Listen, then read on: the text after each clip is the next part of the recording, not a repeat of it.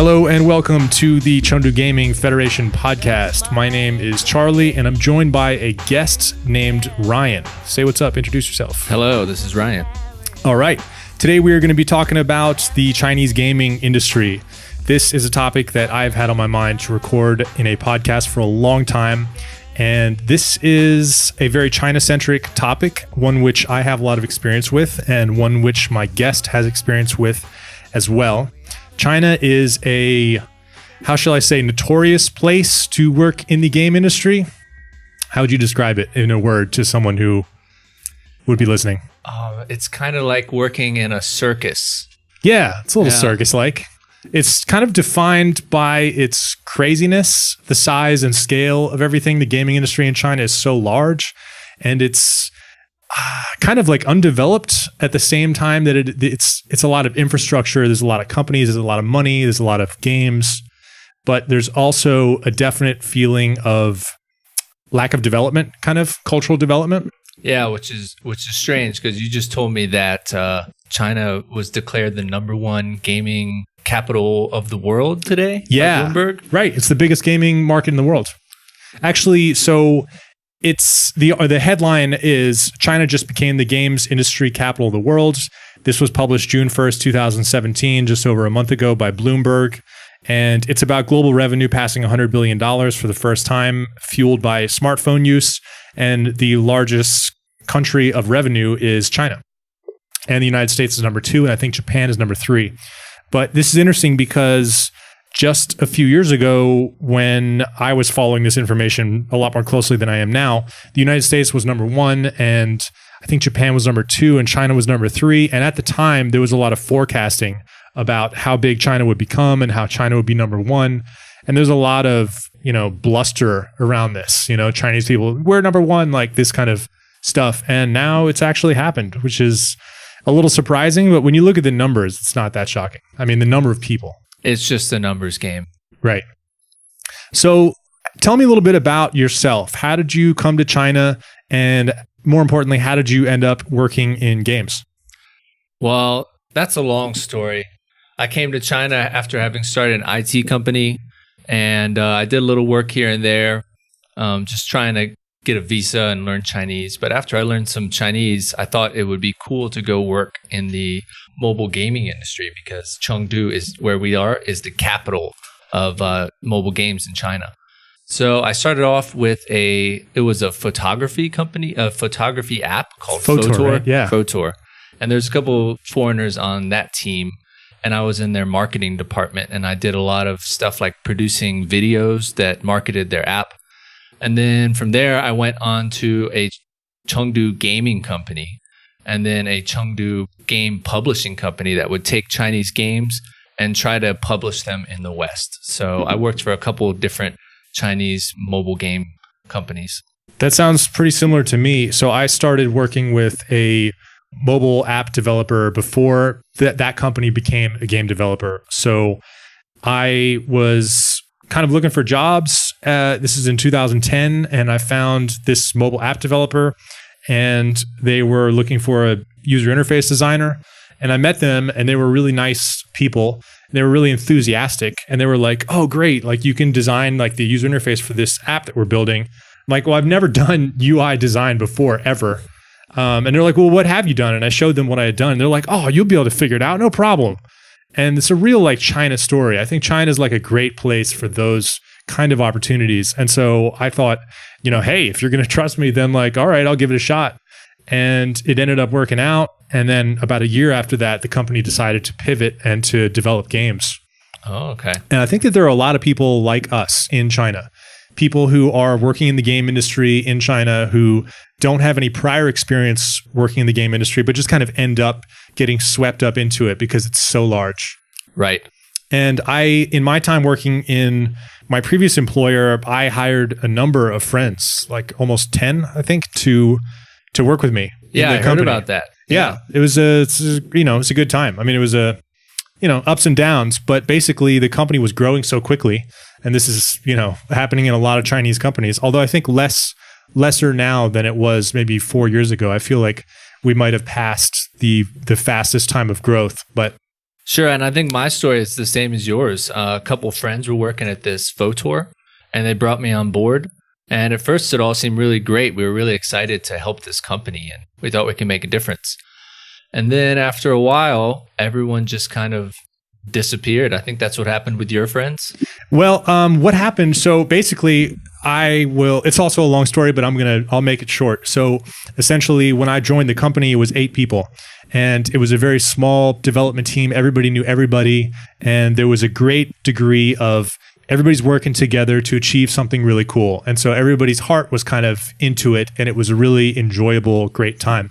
The company was really small, so it wasn't really making much money. And, no one there was rich, but it all had a feeling like it mattered and it meant something. And as the company started to find success, I remember we made our first game. We spent 3 months making a game. And as soon as we released it, it found 10,000 users within the first week. Wow. Which was really, really exciting. This was in 2011. So at that time, the mobile gaming industry was not really developed and there wasn't much competition, and it's nothing like now.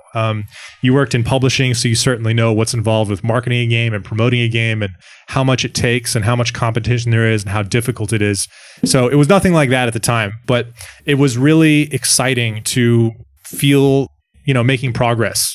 And as the company started to grow, my responsibilities and position in the company became more and more, and people were looking at me to bring more people on board, especially people who had, international experience and people who spoke Chinese and knew what the world outside of China was like.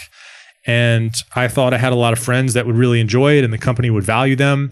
And they did for a long time, and it went really well for a period. But eventually the company grew to a size where it all became pretty heartless. And it kind of turned a little bit into like sweatshop environment where the leadership and management of the company would, basically force people to work overtime every day. And people in the company started to feel like it didn't matter. Like the results of what they were doing were disconnected from, them personally. So whether the game, succeeds or fails, doesn't really matter. I don't really care. I just have to sit in this seat for X number of hours a day. And it started to kind of just get worse and worse from there. And eventually, all the people that I brought on just said, hey, I'm going to go do something else. And in some cases, I was managing them and they came to me and they were like, well, these conditions are really not good. And I would say, yeah, well, I'm doing everything I can to, help you out and fight for you. But there's only so much I can do because this is a Chinese company and this is China and I'm not Chinese. And so in some cases, I told them, hey, I think you're best off just going to do something else because this is no longer a circumstance where I can control these conditions. Yeah, there's something called, I don't know if it's like a gaming industry thing or just a work thing here in China. It's called the 996. Are you familiar with this? Absolutely, yes. And it's the China version of the 9 to 5. And it means you work 9 a.m. to 9 p.m. 6 days a week. And that's considered the norm. If your boss makes you work that, they don't have to pay you overtime. Right. And it's just kind of accepted as in, I found a lot of Chinese colleagues as my previous employer was implementing a system like that, there was just an uproar, especially among the people that I worked with. So all the foreigners that I worked with were, of course, like, this is ridiculous. There's no way we're going to do this. Like, we are not cool working 20 hours of overtime, which is unpaid per week. Right. We're just not going to do it. And the Chinese colleagues in the company were kind of like, oh, this sucks, but this is how China is and we have no options and there's nothing we can do. So there was definitely a feeling of helplessness to it, which kind of contributed to that sweatshop feeling. And I think implementing those types of rules in the company were like a really big turning point, which kind of killed the culture of the company, in my opinion. Yeah, I know. I tried to fight that. I tried to not work the 9-9. I definitely didn't do the 6. But as one of the few foreigners in my company, the only person who was leaving at 5, it kind of made me feel like a jerk when all of my Chinese colleagues were then staying till 9 p.m. Totally. Yeah, I can really understand that. What we did was, once we discovered that the company was just focused on meeting this meaningless metric of having, X number of hours worked per week. Well, we thought, all right, well, most of the people in the company are not really using their time efficiently, because what the company communicates by implementing such a system is that what's important is not what you do, but how many hours you spend inside the office. And so we found that a lot of people in the company responded just by wasting time inside the office. They would come inside the office and they would just play games or screw around or work on their own personal projects or do whatever they wanted to do.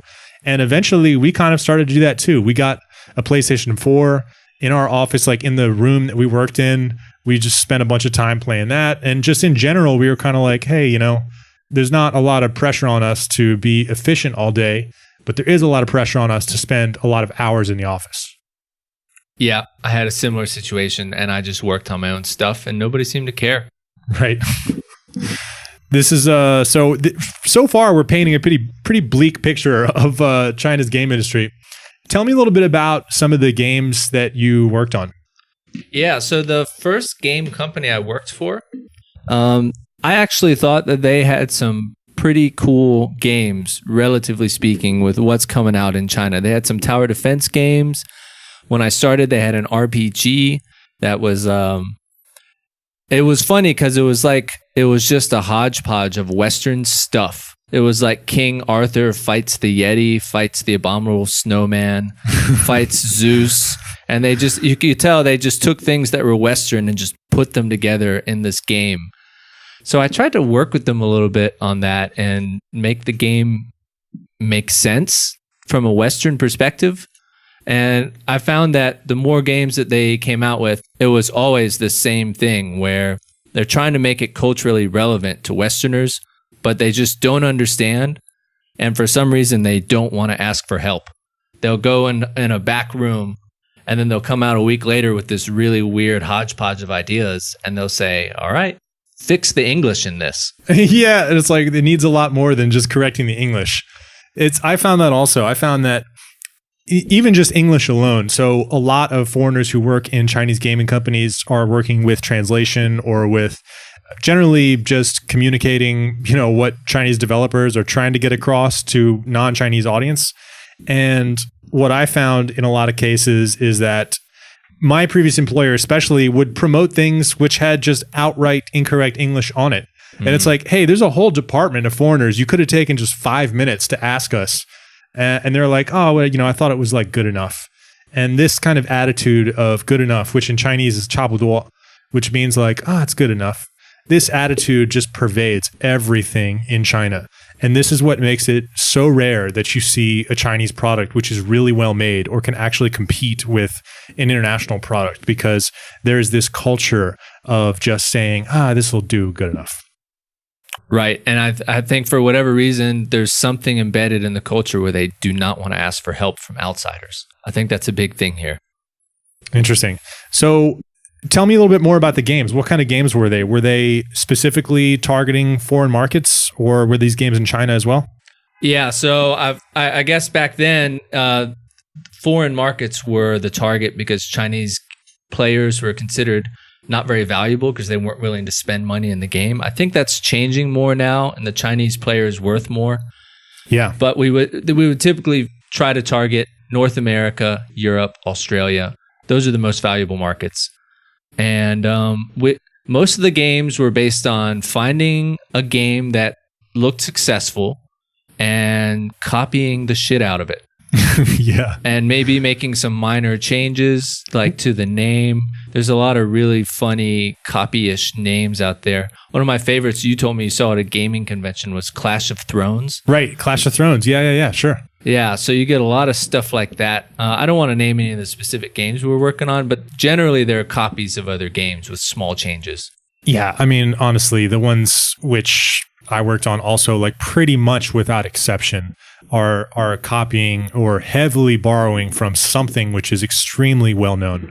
And that seems to be kind of the template in China. But tell me a little bit about some of the games which were the models. So, I mean, for the gaming companies which you worked in, usually it's these massive products like Clash of Clans, which is made by Supercell, which is copied by 10,000 Chinese developers. Was it Clash of Clans, or was there another well-known game which was kind of the model that was the source of inspiration? You know, there's one that really, it comes to mind when you say that, because there was a game, it was made by a Western developer, and it was the same exact game as Clash Royale, but before Clash Royale. And we started copying it. And we added we changed the art style. It looked pretty cool. It looked really promising. I think I remember that. I think I remember you showing me that. And I think if we had just been on the ball and released this game before Clash Royale, we could have been millionaires because it was a really cool game. But they ended up releasing it 6 months after Clash Royale came out, and obviously nobody wanted to play it. Yes, I remember actually when Supercell unveiled Clash Royale was like 4 months before the game came out. And as soon as they unveiled that, immediately there were Chinese developers who were reverse engineering it right off the bat. Yeah, and like the next week. Yeah, like the next week immediately. They're like, oh, we need to get this out like before Clash Royale comes out. And that is like kind of in a nutshell, just sort of how China works. And a lot of these developers tend to take this approach where I know that one of the developers I think you worked for did this, where they just throw everything at the wall and they're like, something's got to stick, you know, with like dozens of products. Yeah, right. That's pretty common. Yes. So after you spent some time in game companies, tell me about, you're no longer working in the game industry now, right? Yeah. So I went first I went from a game developer to a game publisher. And I feel like working for a game publisher, that's where I really got to see the dirty side of Chinese gaming. Oh, describe that, please, because I've never really worked in a publisher. Yeah. So, and I don't know if this is just China or if this is all game publishers, but I felt like this was especially Chinese, is that there was no consideration at all for the game, whether the game was fun or whether players would like the game. It was entirely a business model for them, which sounds like reasonable if you're running a business, except that the games these guys were picking up were the worst games I've ever played in my life. Like if you sat down and tried to make a torture game that made people not want to play it, that's what these games were. And I could not understand why we were publishing these games. Like these games, and I don't understand why anyone would play them. They were...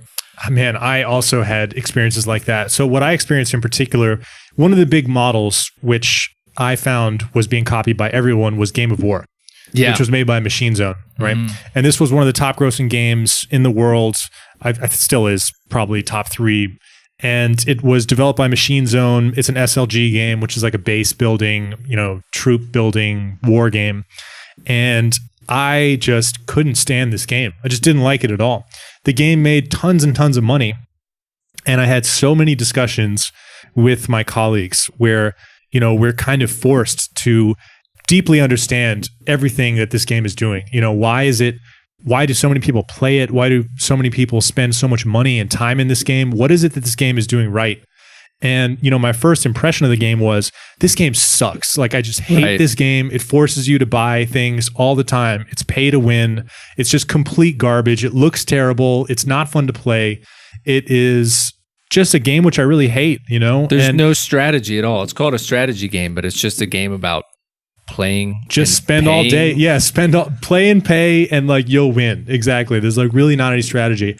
And I did have some colleagues who we're kind of there, just doing a job, and they don't really care about games, right? Yeah, that's very common. Yeah. So, for me, and I know for you too, because you're an independent developer and you're, active in the culture of games as I am. For people who really like games, it's not easy to work on those things, because for me, I'm kind of having this internal struggle where I'm like, I'm really not doing like good things with some of these products. Like this is kind of just perpetuating like a bad cycle. And I also went to GDC every year for 5 years. And I mean, in some cases, like I felt a little bit like, not a great person. I'm kind of just like helping this Chinese company. And especially because at GDC, like I heard from so many people who were working on such inspiring, positive projects. And it's just like, man, I'm just like trying to do my best to guide this Chinese developer like in the right direction. But it's a real uphill struggle. Yeah, as I got deeper into publishing and to what makes a monetization of a game successful, I really realized that the strategies that they use to make a game successful monetarily are the same psychological strategies that they use in slot machines. Exactly. And gambling addiction. Yeah, Machine Zone, the company name is a reference to slot machines. Right. Okay. So you'll see a lot of the same exact stuff that it just triggers something in the human brain that makes you addicted. You have random rewards. It's a Skinner box. Yeah, Skinner box. Yeah. There's a list of just things that make people addicted, even if the game's not fun. You could probably help me with this list. There's random rewards. Yeah. What else is there? Loot boxes, instant feedback, flashy prizes, gift boxes which are falling out the screen and opening up, dramatic reward systems. Daily rewards, that's a big thing. Keep people coming back all the time. Abstracted currency, like when you go into the casino, they give you chips instead of money, so you lose track of what you're spending. Right. Yeah, absolutely. And just in general, the free-to-play retention mechanic, with previous games, with games in general, the metric is sales. How many copies did Grand Theft Auto 5 or The Witcher 3 or Broforce sell? And that is the metric. That's the yardstick by which they measure the success of a game. But in mobile games, obviously revenue is like the big one, but one of the other big ones, which in many cases is emphasized or prioritized over revenue, is retention, is how much time are people spending in the game and at what rate are they coming back into the game? How many times a day do they open the app? And the things you do to get retention are in many cases like pretty scumbaggy things. Yeah, one of the things is offer something very cheap in the beginning, because when the player makes the first purchase, they now feel invested in the game. And as they feel more and more invested in making purchases, it'll be much harder for them to quit this game that they've put all this money into. And that's when you start hitting them with $50, $100 in-app purchases, and they'll pay them to win. Yeah, get your hooks in. Going back to a point which you made earlier about, I can't believe that people play this, people spend money on this. Some of the games which I worked on, one of the games which I made the concept for became one of the biggest games in my previous employer's portfolio. And over like a 1 year long development cycle, the game looked like something totally different at the end. And it worked. It made a lot of money. A lot of people played it. Millions of people downloaded the game. But by that point, I was kind of shocked because I was playing the game and I was like, man, I can't believe how much people are into this. If you go to the top grossing ranks on the iPhone App Store and play some of those games, it's a little shocking because the App Store is so filled with tremendously well-designed games. There are like countless really, really well-designed, fantastic games. And you will not see those anywhere near the top grossing list generally. Right. And obviously China's the same way. So, if you look at the top grossing apps in China, they are, almost without exception, games that probably nobody listening to this podcast would have any interest in. I'm going to guess. There are some exceptions. Overwatch is popular in China, and I'm trying to think of other ones. League of Legends, but very few. You can count them on one hand pretty much. Yeah, another thing players don't consider, especially with mobile games, is how big advertising is a part of the business model, and how for a mobile game developer, they're looking at purchasing you as a customer to bring you in to see if they can make money off of you. And with advertising, these companies are doing really funny stuff. Like they just don't care what they'll do to bring you in. There's a pretty big game publisher here that literally takes screenshots of other games that are fun and then advertises them as their game. Oh yeah, I've seen that a lot. And I believe they're the number one mobile game on Facebook. Is that right? Oh yes, I know. Yes, that's right. That was Clash of Kings. Right. So Clash of Kings, and this was a very big, very successful developer. They've made a ton of money. And yeah, that was Facebook Game of the Year. Can you believe that? They took screenshots of games which are not even mobile games. Like Civilization. Call of Duty, Civilization 5, exactly. And they would feature those screenshots in their advertisements. And I remember actually discussing that with colleagues and saying, look at this. Isn't this deplorable? This is like such bad behavior. This is so completely wrong. And in a lot of cases, the response was like, do you see how much money the game is making? So I found like in general, there's like really kind of a total lack of principles, like the idea that you do anything to make money. Anything is worth it if you make money because it's only about the end game. One of the big metrics which I have always heard discussed was LTV. Did you ever follow that closely? The lifetime value of a player? Exactly. Yes. So Tell us about it. LTV was like the holy grail metric for many years. And I would hear it mentioned all the time. There would constantly be research and studies and articles and discussion and debate over LTV, how to raise the LTV, how to get the LTV to a certain amount. And managers in the company would just go on and on about how that was the most important metric and that was what everyone must focus on. The idea is that each player who comes into a game has one number which you can give them as far as the value which they bring to the company. So whether they spend 1 day or 1 year inside the app, you can find an average for how much money the average person spends inside of the game. And once you determine what that is, then you can figure out how much money you can spend to get one user. So if you get the LTV up to, say, $20, then you can pay $10 to get users if you can do that. And you can do that all day long and just print money. And a lot of developers did this for a very long time. But what kind of disrupted this cycle is that the user acquisition costs went through the roof as people started to figure out that you could just buy users at a lower rate than, they were producing revenue. And the amount to acquire a user basically has like gone up by a factor of 20 in the last 5 years. Yeah, I know now in publishing, it's not so much about getting users because not all users are created equal. It's about getting the whales, the players that are going to spend thousands of dollars in the game. And the companies that are successful, I know your company was pretty good at this. That information on how to target these whales and bring them into their game is highly proprietary. And it's very much tied into Facebook advertising. Maybe if one game goes down, all the whales are going to leave, and then you want to catch them and bring them into the new game. Right.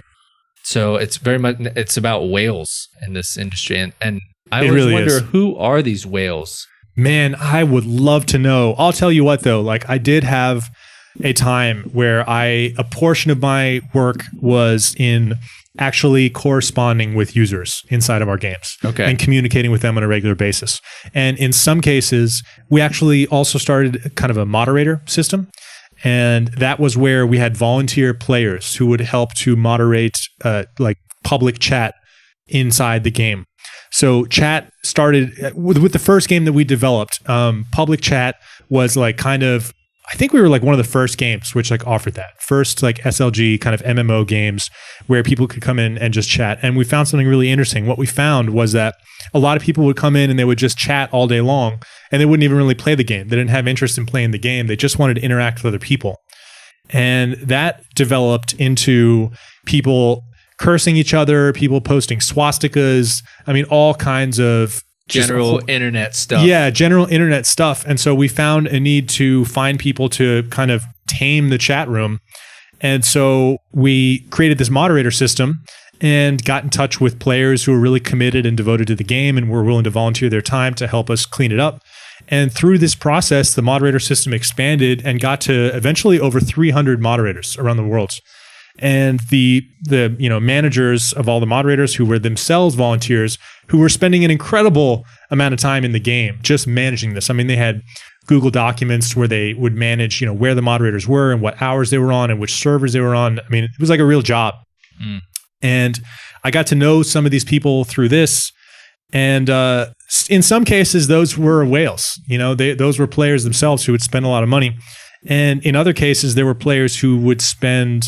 I remember the first time that I discovered that, people in these types of games can spend over $1 million, like one player. And I'm always thinking, is this like a Saudi prince who just has nothing to do all day? Or is this some sad basement dweller who's using his like inheritance money? That's a great question, man. I would love to like interview someone like that and be like, what else do you spend your money on? Because like, I mean, if you just do the math, the largest in-app purchase at the time was $99. And if you spend, $50,000 a month, which certainly people did, and people definitely do that right now, like in not insignificant numbers, how many purchases is that? How many times are you hitting the buy button just to make that happen? I mean, it's a huge number of times. Like, it's incredible that people actually spend that amount of time on an iPhone game. But you would be surprised. This is a $100 billion industry. That is a lot of money. Yeah, I know when I visited our Korean branch, they were sharing with us that the Korean government introduced regulations where you have to cap the in-app purchases by players. Really? So on a monthly basis, any game can only take in so much money from a given player because people were doing this. And so these games, now they're trying to work around that. The first of every month, they have a big sale, and it's all about trying to get up that revenue before they spend it in other games. Wow. That's incredible. I hadn't heard of that. Interesting stat, which I read recently, App Annie is probably a tool which you use all the time as well, right? Right. So it's like the industry standard for the mobile gaming industry tool to do investigation and discovery of which apps are making money and how they're making it and in which countries. App Annie stated that as much as 93% of all money spent by Chinese gamers go to titles developed by Chinese-based companies. So what we find in China is that the Chinese domestic market, as large as it is pretty much not viable for foreign companies. So a lot of foreign companies look at the size of the Chinese gaming market, which is 600 million people spending $24.6 billion. And they think, hey, that's a great opportunity. That's a great market to be in. But for the vast majority of non-Chinese companies, which are in the Chinese market, they're not successful. And the ones which are successful are generally in partnership arrangements with Tencent or NetEase or a major Chinese publisher who is publishing their games. Yeah, it's basically impossible to enter the Chinese market without a local partner. There's a number of reasons. The Google Play Store is incredibly fragmented because it's blocked here. So there's like hundreds of little Google Play Stores. Android, you mean? Yeah. Yeah. And then another one is government regulations that just literally make it illegal for a foreign company to just publish a game. You have to send in an iPhone with the app installed, and it's like a 3-month review process. Go through a review. There's a number of things. And actually, the law states now the app cannot have any English anywhere in it. It cannot have anything it cannot have violence in it. There's like a long list of things which it cannot include. I know when that law came out, I was at a gaming company and they were so frustrated because in their game, they had victory and defeat as pictures. Yeah. And now they had to go through and redraw all these pictures and write as Chinese characters because you couldn't have English victory and defeat or anything. Games were even rejected because they wrote HP. Because that violates the no English rule. I mean, literally cannot have any foreign influence at all because China is just terrified of foreign influence taking power in China. Obviously, this is not just restricted to games. This is why television shows are banned in China. Most movies, 95% of Western movies will never get released in China. And all media and culture in general is tightly controlled by the Communist Party, which governs China. And we certainly see that in the game industry. I feel like we've been saying a lot of truth here. I feel like we should maybe end on a happy note. Yeah, I think so too. I was thinking about that. Let's, how about we share our favorite things about the Chinese gaming industry? I think there's a lot of positive things to say. I think that when people like you and I sit down and talk about the Chinese gaming industry, it tends to be like war stories of like, oh, I've seen so many crazy things. Like, oh, I've seen crazier than that, because you do come face to face with a whole lot of ridiculous things when you're a Westerner working in the Chinese gaming industry. But I will say also that it has been a fantastic opportunity to just be able to work in games in general. I assume that you're the same way, but I mean, I grew up playing games pretty much my whole life with the original Nintendo and Super Mario Brothers. And once I realized that, hey, I have an opportunity to work in the game industry and just work on games, that was unbelievable and incredible and unexpected. And China is the kind of place where, you can really get your foot in the door in that way. And I think if I'd been in the United States and, a mobile app developer had met me and I had said, yeah, well, I've never done user interface design before, they'd be like, all right, well, nice to meet you. Like, take care. And that would lead to nothing because that's a really developed, economy of workers. And China doesn't have that. So it is a real opportunity. Yeah, it's a great place to build your resume if you've never had any experience before. And also, I'd like to say a lot of my coworkers were really great people. Yeah. Maybe the industry is not great, and they are just kind of victims of the system that they're in, but a lot of them are very talented, hardworking people in China. Yeah. It's also a great way to experience China. I mean, it's a very exciting industry to be a part of. It's always changing, and it's just been a really cool thing to participate in. I'm just the gaming industry in general, especially going to GDC and interacting with, global gaming community characters. It's been really rewarding and exciting. And I mean, I think we come to China in general for the opportunity to do something, memorable and interesting. And being able to work in the Chinese gaming industry is certainly that. It's been a ride. Yeah, it's been a real ride. Also, I'd love to mention also that this has led you to become an independent game developer, right? You're on the verge of releasing your first game. That's right. I kind of took my experience that I had and I went to make my own game. Very small team. I'm making it in Game Maker. My girlfriend does the art. A local musician is doing the music and sound. And I'm releasing Carrier Commander, which is a mobile naval strategy game. Hopefully this year. I'm going to start testing in September. And hopefully by the end of this calendar year, I'm going to release Carrier Commander. It's going to be on Android and iOS. That is fantastic. I also want to say that, when I was in the trenches a few years ago working on some of the projects which I've described in this podcast, I really felt like I wanted to do something positive and give back and contribute in some way. I felt a responsibility to do that.